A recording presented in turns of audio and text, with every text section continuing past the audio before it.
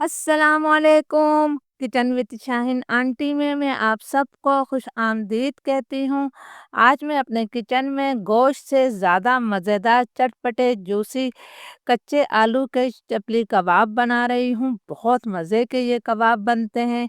इसके लिए मैंने आधा किलो आलू लिए हैं। इनका छिलका उतार कर मैं इन्हें छोटे छोटे टुकड़ों में काट रही हूँ।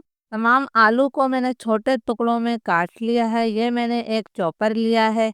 तमाम आलू हमने चॉपर में डाल देना है और इन आलू को जो है मैं थोड़ा सा दरदरा सा पीस लेती हूँ। आलू को मैंने दरदरा सा चॉप कर लिया है। अब मैं तमाम आलू निकाल कर छन्नी में डाल रही हूँ।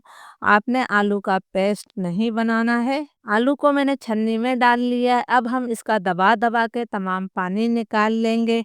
आप ये प्रोसेस किसी कपड़े में भी आलू को डालकर इसका पानी निचोड़ सकते हैं या फिर आप हाथों की मदद से भी आलू का पानी निचोड़ सकते हैं। मैं छन्नी में डालकर इसका तमाम पानी निकाल रही हूँ। आलू का तमाम पानी मैंने निकाल कर इसे एक बड़े बाउल में डाल दिया है। अब हम चपली कबाब के लिए एक स्पेशल मसाला बनाएंगे। चपली कबाब का स्पेशल मसाला बनाने के लिए हम कुछ मसालों को ड्राई रोस्ट करेंगे। फ्राई पैन में मैंने 1 चाय का चम्मच सफ़ेद ज़ीरा शामिल किया है। आधा चाय का चम्मच हम काली मिर्चें डाल देते हैं। 7-8 मैंने साबुत गोल मिर्चें ली हैं। 1 खाने का चम्मच ऊपर तक भरकर मैंने साबुत धनिया डाला है। क्वार्टर टी स्पून मैंने इसके अंदर अजवाइन शामिल करी है। फ्लेम मेरा लो टू मीडियम है। लो टू मीडियम फ्लेम पर इन मसालों को हम 2-2.5 मिनट तक भून लेते हैं। इस तरह इनमें से बहुत प्यारी खुशबू आने लगेगी और इनका हल्का सा कलर भी तब्दील हो जाएगा। आप इन मसालों को डायरेक्ट भी पीस सकते हैं, लेकिन जब हम थोड़ा सा इन्हें भून लेते हैं तो इनकी खुशबू और जायका कई गुना बढ़ जाता है। मसालों का हल्का सा कलर तब्दील हो गया है और इसमें से बहुत अच्छी खुशबू आ रही है। अब मैं इसके अंदर 1 खाने का चम्मच भरकर अनारदाना शामिल कर रही हूँ। चपली कबाब में अनारदाने का जायका बहुत अच्छा आता है।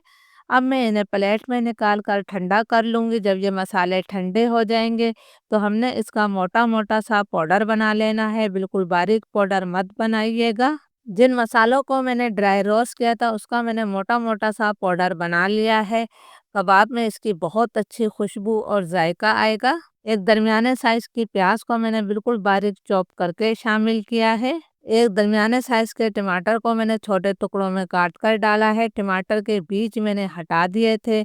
2 हरी मिर्चों को मैं छोटे टुकड़ों में काट कर शामिल कर रही हूँ।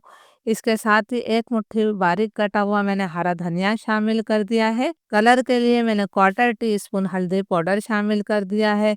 अब हमने तमाम चीज़ों को अच्छी तरह से मिक्स कर लेना है। तमाम मसालों को मैंने अच्छी तरह से मिक्स कर लिया है। तो अब मैंने इसमें 1 चाय का चम्मच नमक शामिल किया है। इसके साथ ही हम 2 खाने के चम्मच भरकर जो है मैदा डाल देते हैं। मैदा मैं बाइंडिंग के लिए डाल रही हूँ। अगर मुझे ज़रूरत महसूस हुई तो मैं और मैदा भी शामिल कर लूँगी। इसके साथ ही मैं आपको एक बात बता दूँ, मैंने इसके अंदर 1 खाने का चम्मच मोटा कुटा हुआ अदरक लहसुन भी शामिल किया है, जिसकी वीडियो नहीं बनी है। अगर हमें ज़रूरत महसूस हुई तो हम मैदा और भी डाल लेंगे।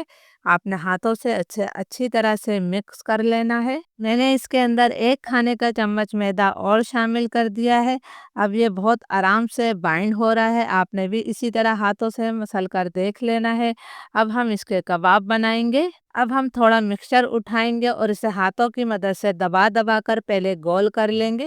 ये देखें, जिस तरह मैं कर रही हूँ आपने भी इसी तरह करना है। उसके बाद दूसरे हाथ से हमने हल्के से दबाते हुए इसे कबाब की शक्ल दे देनी है। ये हमारा एक कबाब जो है परफेक्ट तैयार हो गया है। इस तरह मैं बाकी कबाब भी बना लेती हूँ।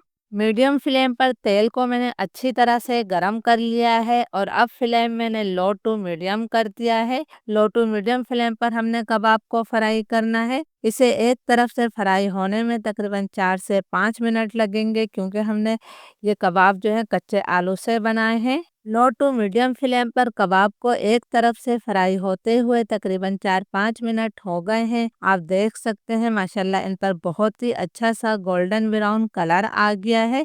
आपने इन्हें लो टू मीडियम फ्लेम पर ही फ्राई करना है। मीडियम या हाई फ्लेम पर फ्राई मत कीजिएगा, वरना इन पर कलर तो आ जाएगा लेकिन ये अंदर से कच्चे रह जाएंगे।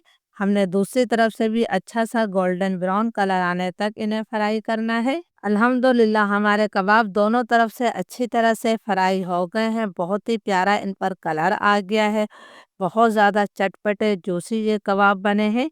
यकीन करें, खाने वालों को यकीन ही नहीं आएगा कि आपने इसे कच्चे आलू से बनाया है और इसके अंदर गोश्त शामिल नहीं है। ज़रूर इस रेसिपी को ट्राई कीजिएगा। हमारे जो कबाब रह गए हैं हम उन्हें भी फ्राई कर लेते हैं। अल्हम्दुलिल्लाह कच्चे आलू के तमाम चपली कबाब हमारे तैयार हो गए हैं।